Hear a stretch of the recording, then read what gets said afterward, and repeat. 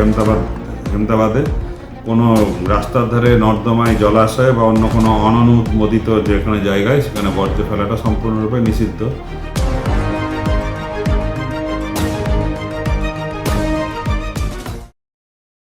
হেমতাবাদের সদর এলাকায় যত্রতত্র আবর্জনা ফেললে দিতে হবে জরিমানা। দোকানদারদের পাশাপাশি সদর এলাকার বাসিন্দাদের মানতে হবে প্রশাসনিক এই নির্দেশ। সাংবাদিক বৈঠক করে এমনটাই নির্দেশ দিলেন হেমতাবাদের বিডিও বিশ্বজিৎ দত্ত।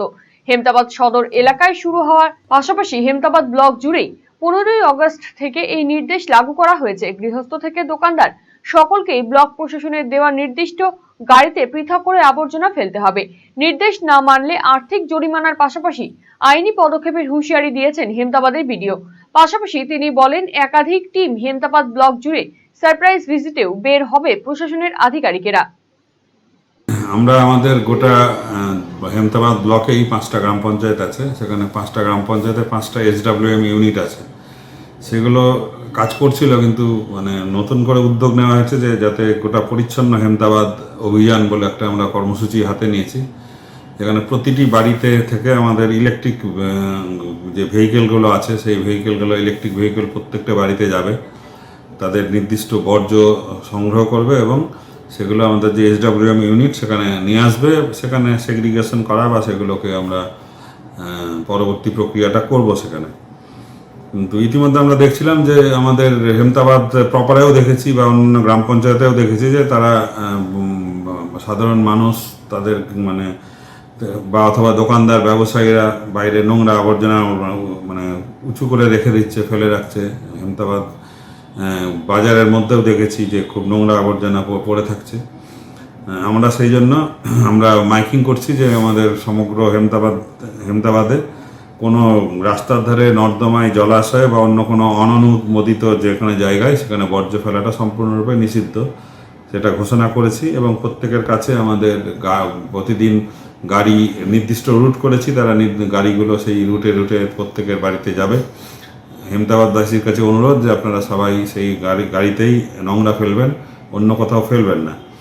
এছাড়া বর্জ্য সংগ্রহ করার জন্য একটা ফি নির্ধারণ করা হয়েছে, 50 টাকা মাসিক ফি নির্ধারণ করেছি আমরা প্রত্যেক বাড়ির কাছ থেকে, এবং 50 থেকে 100 টাকা আমরা ব্যবসায়ীদের কাছে করেছি। যে ছোটো ব্যবসায়ী 50 টাকা দেবে, বড় ব্যবসায়ীরা 100 টাকা দেবে। এইভাবে আমরা একটা নির্ধারণ করেছি, সেটা প্রত্যেক বাড়িতে যাবে। আমরা মাঝে মাঝে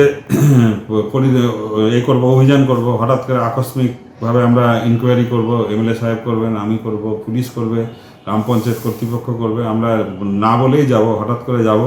যদি কোথাও কারোর দেখা যায় যে নোংরা আবর্জনা নির্ধারিত জায়গায় ফেলেনি বা দেয়নি, তাহলে আমরা কিন্তু ওখানেই স্পট আমরা জরিমানা করব। 500 টাকা জরিমানা করব পরিবার পিছু, 1000 টাকা জরিমানা করা হবে বিভিন্ন দোকানদারের কাছে, ব্যবসায়ীর কাছে। একই যদি ঘটনা ঘটতে থাকে তাহলে কিন্তু আমরা আরও বড় কঠোর। ক্লাস 12-এর পর আপনি কি আপনার কেরিয়ার নিয়ে চিন্তিত? তাহলে আর চিন্তা নেই।